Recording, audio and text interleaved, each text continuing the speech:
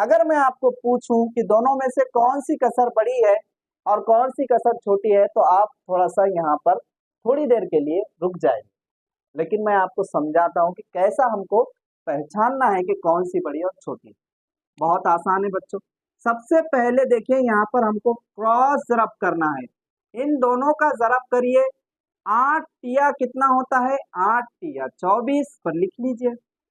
उसी के साथ साथ इन दोनों का क्रॉस ज़रब कीजिए। आपको मालूम है 8 पंजे होता है 40, यहाँ पर लिख लीजिए। अब मुझे ये बताइए, 24 बड़ा है या 40 बड़ा है? जाहिर सी बात है बच्चों, आप गिनती क्योंकि पढ़े हैं और आपको बहुत आसान तरीके से आप इसका जवाब दे सकते हैं कि 40 बड़ा है। तो 40 बड़ा है, 40 के नीचे कौन सी कसर है? 5/8। तो इसका मतलब 5/8 की कसर बड़ी है 3/8 की कसर से।